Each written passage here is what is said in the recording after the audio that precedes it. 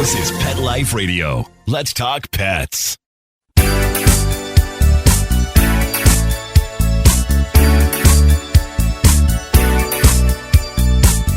Hello, you're listening to Animal Party on Pet Life Radio, and today's going to be an interesting show.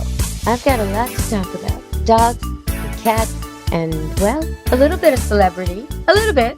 So maybe I'll start with the dog news. Here we go on Animal Party Pet Life Radio. Welcome to the party. So, lately I've been doing a little bit of a series, an unintended, absolutely unintended, on bad dog owners that I come across. Yeah, I wish I wasn't coming across them so often. But the worst dog owner of the year so far on the beach for me is the one I just saw. Now, the dog, lovely dog named Penny, I was told it's a golden doodle. Doesn't look like a golden doodle. Looks like a slightly larger black cocker spaniel. That's what it looks like. But anyway, I don't really trust anything the guy says because he told me the last time I saw him on the beach that it was his dog's first time swimming ever. But I had already seen the dog swimming at previous trips to the beach. So the guy's just full of it. And I don't know why people make up these stories. I remember once when I was younger, there was this little girl, same age as me, a little bit younger, and she had these striking eyes. And my mother asked her mother, "Are those natural?" And her mother said, "Yes, they're natural." And the girl looked at me and said, "I don't know why she lies about it. She knows I have colored contacts." And that's this kind of thing. I'm sure the dog was thinking, "What are you talking about? I've been swimming all summer." So anyway, so he made up this story about how it was his first time swimming. Okay. Well, why is this guy the worst bad dog owner on the beach to me? Well, number one, I'll give you a whole bunch of reasons. I'm just going to spell them out. He lets his dog run around without watching where it's going. So if it has to go to the bathroom, it's going to go wherever it wants, and he's not going to notice. Number one. Do you want to step in that when you're walking on the beach or your kids are playing Frisbee? No. Okay, that's number one. He's not walking it on a leash to the woods. I've never seen him walk it on the leash to the woods like the other good dog owners do. No, it has no choice. Not the dog's fault. Okay, number two, he does not teach it to avoid people's blankets and towels. In fact, he doesn't care. So this dog will run all over people's blankets and towels, picnic stuff, scattering sand and mud everywhere. It will take the toy he's throwing for it and dig a little crater under the toy, and then the sand it's digging flies all over the place at other people's faces and blankets and all kinds of stuff. And if anyone complains, he gives them an attitude like they're an animal hater. Okay, so this is my one day where I'm not dealing with dog messes. I'm on the beach and this dog's kicking sand at me because, of course, it decides to sit right by me and bring the toy right to me, and it can smell that I'm friendly, but this is not what I want at the beach. So anyway, so this is what's going on. But that didn't make him the worst dog owner. No.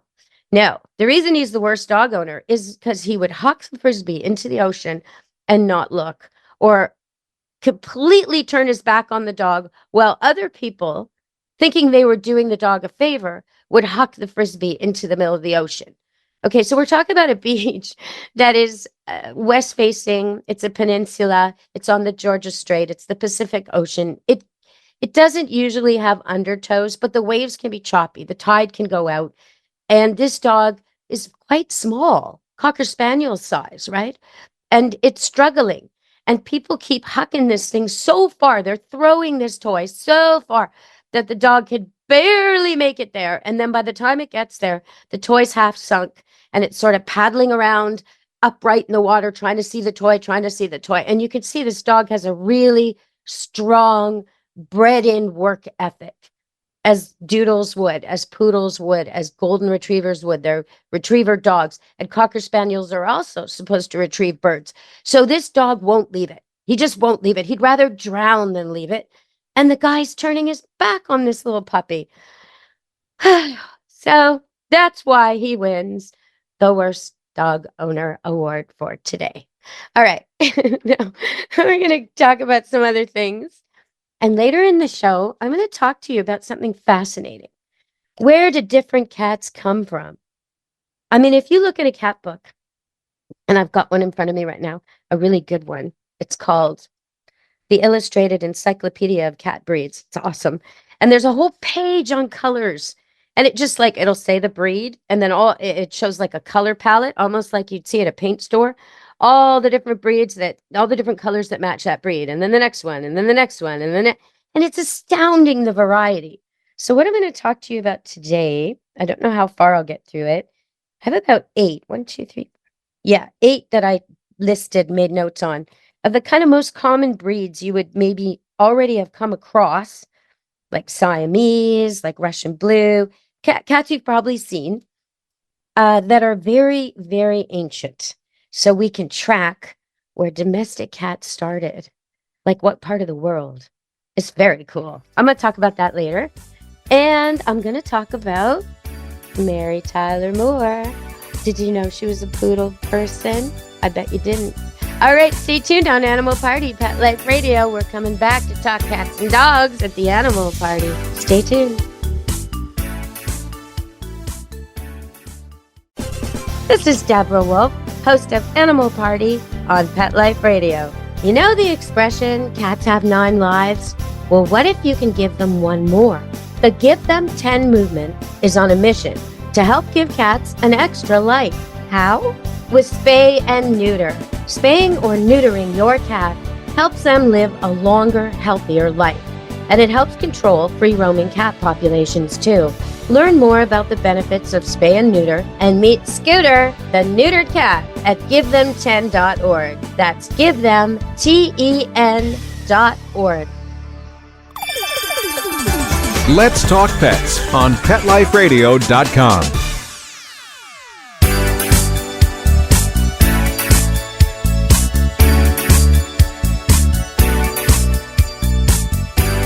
Hello! You're listening to Animal Party on Pet Life Radio. So you're listening to Deborah Wolfe. That's me. And if you want to see me demonstrating how to train a cat to shake paw or come when called or jump over a fence post, or you want to see me show you how to look at 2 seemingly identical 8-week-old puppies, pick them up and figure out which one is more active, which one less, what the differences in personality are already from just a very quick 1-minute little exam.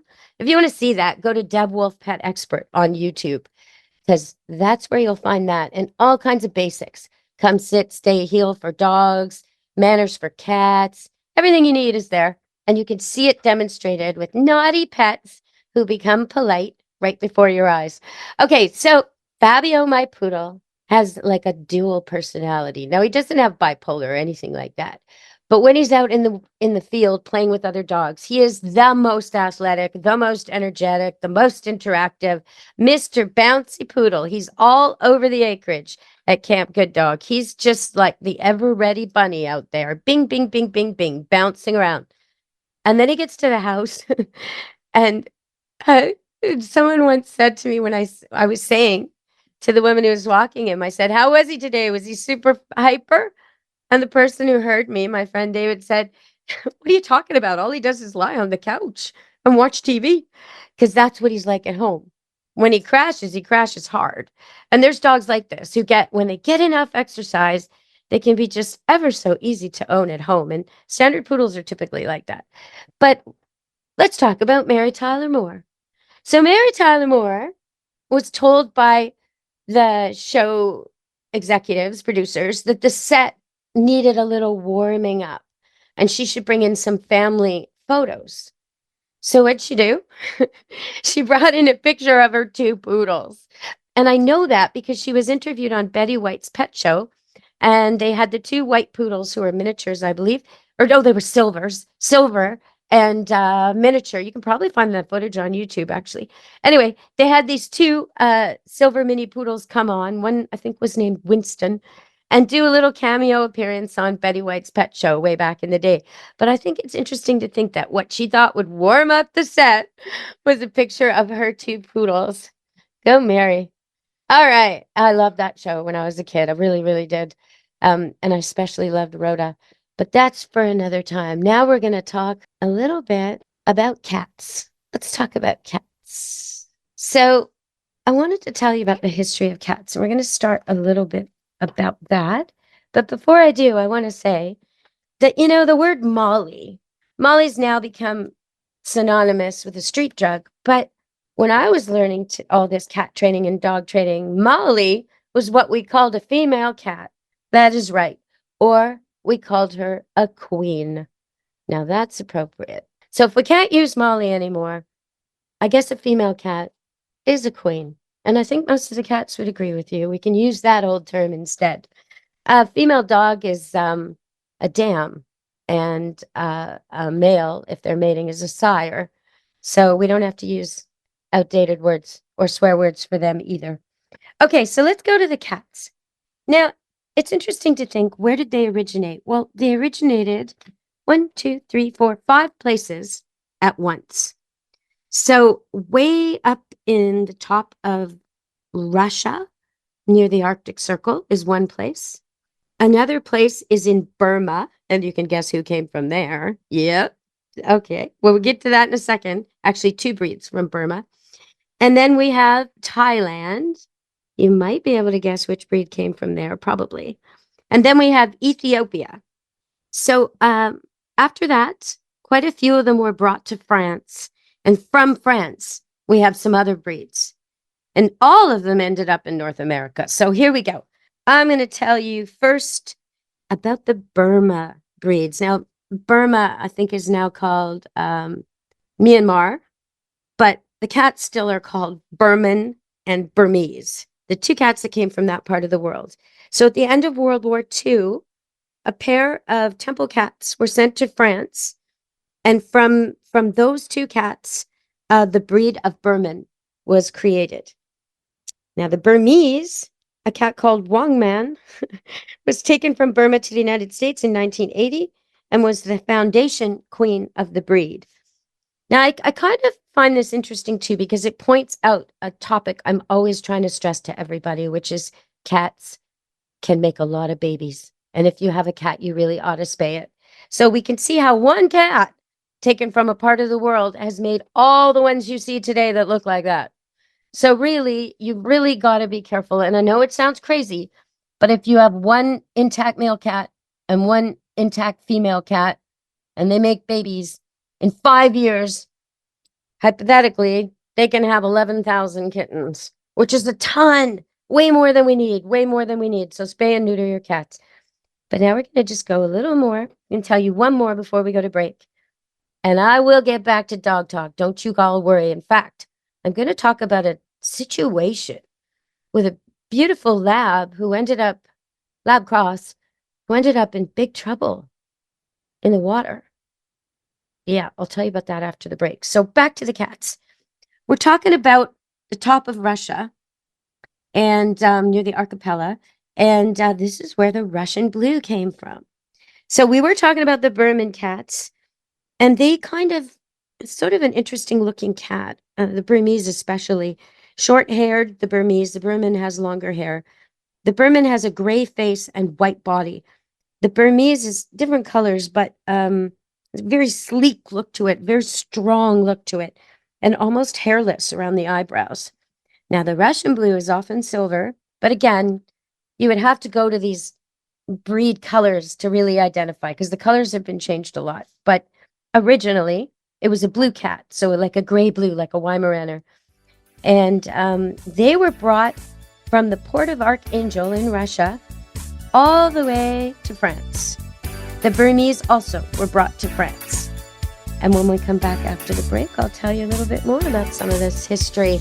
But I'm also going to tell you about the otters and the lab cross. Stay tuned on Animal Party, Pet Life Radio.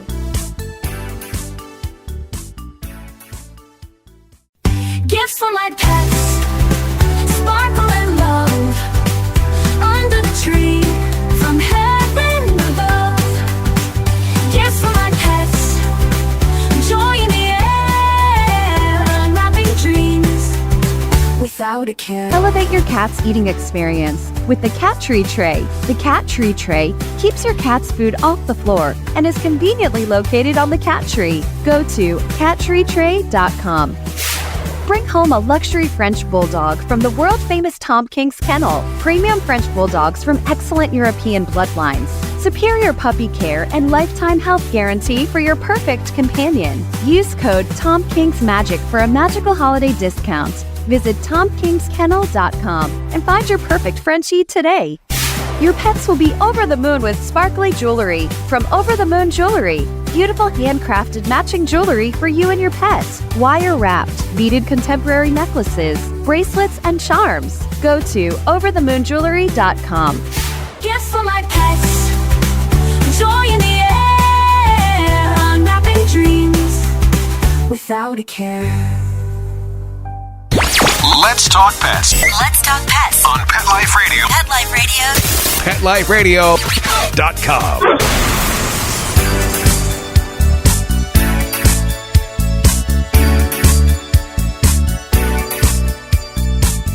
Hello, we're back on Animal Party Pet Life Radio. I'm just going to update you on the cat history, finish off the topic I started. So the Manx cats, they came from France. After all these other cats were brought there, they created them there, and from there to North America. And the same for the Rex. So I think I'll leave the last three, the Siamese, the Abyssinian, and the Chinchilla, for next time. And I'm going to go to some dog news.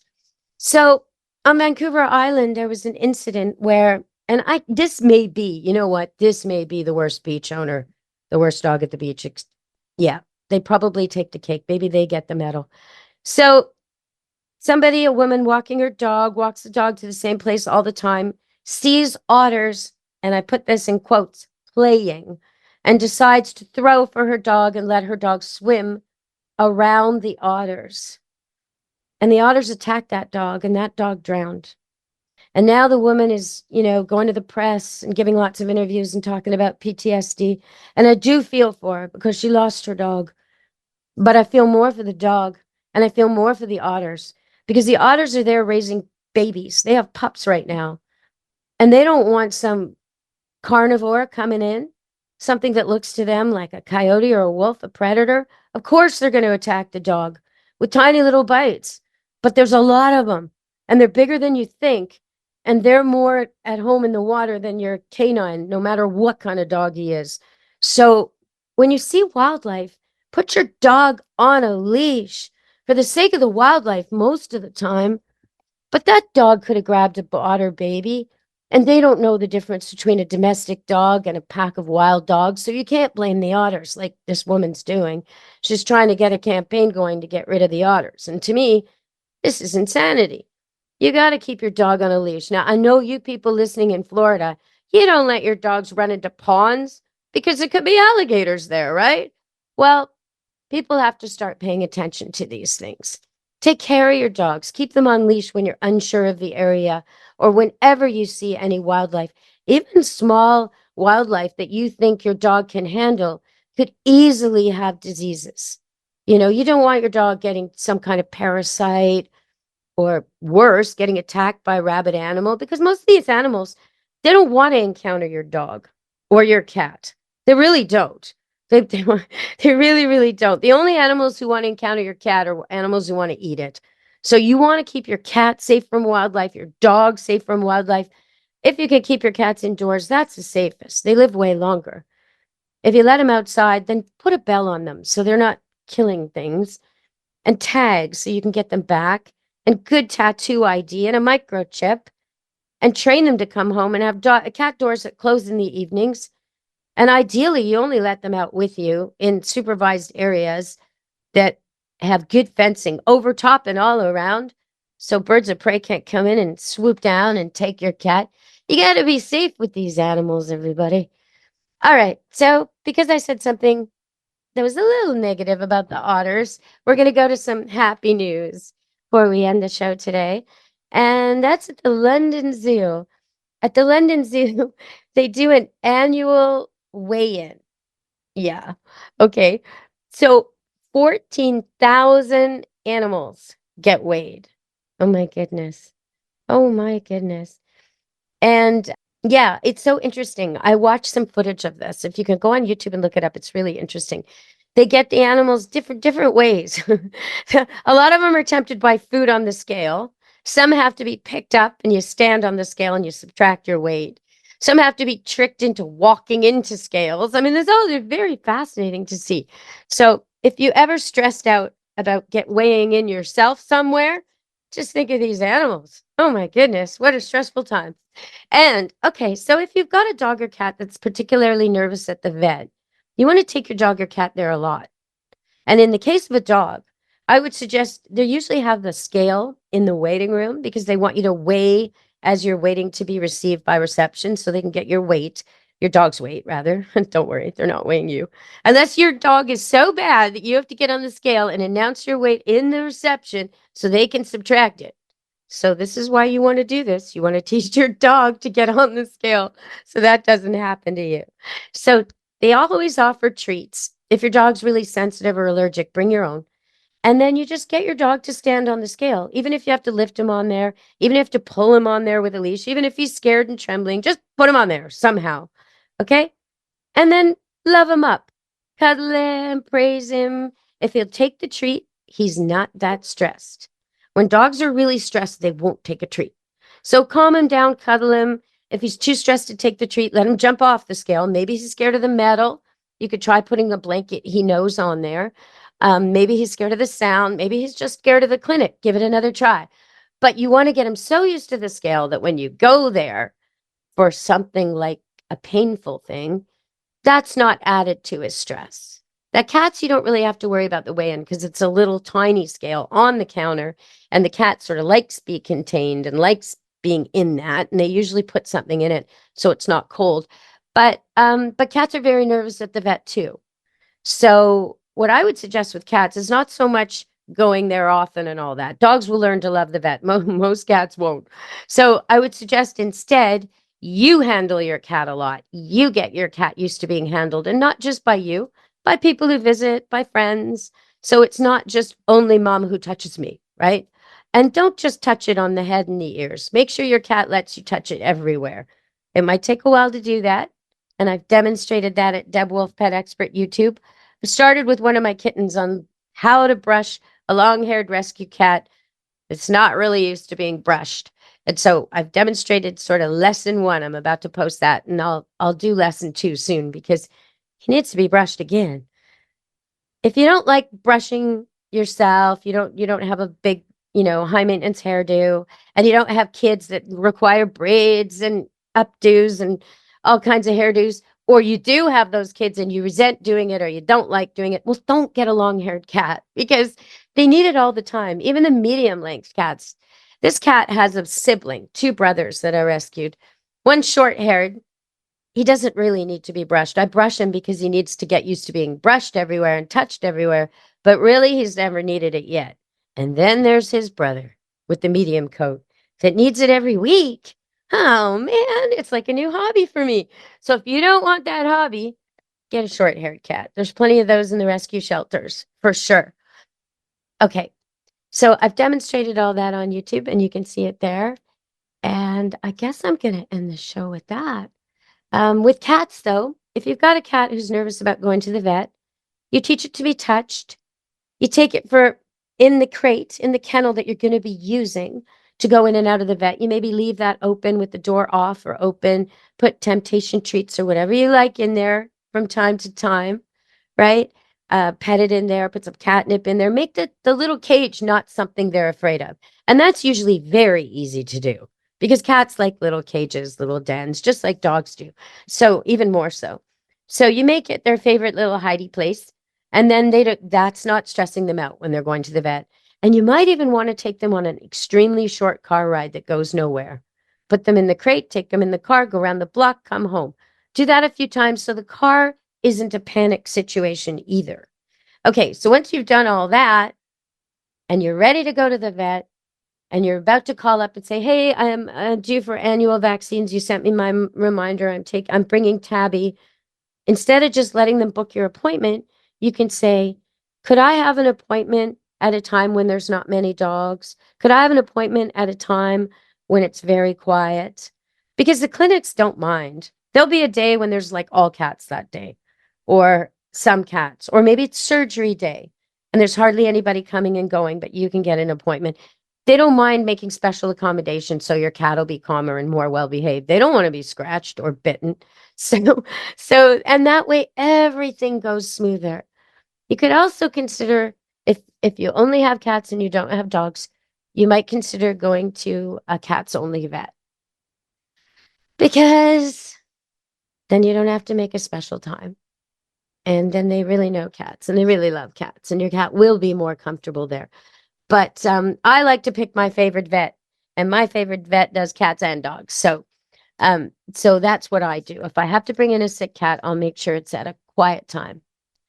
All right, everybody. I think I told you about everything. It was so delightful. If you do look up the Mary Tyler Moore footage with her and Betty White on that show, it is so delightful to watch. It's only a few minutes, but seeing the two of them young and vibrant with these poodles bouncing all over the set, it's something to watch. And Betty White was a true friend to dogs and cats and animal rescue, and she still has foundations long after her passing that are helping animal rescue. So big salute to Betty White. All right, everybody. From me and Animal Party and Pet Life Radio, thanks for listening, and be good to your animals. Let's Talk Pets every week on demand, only on PetLifeRadio.com.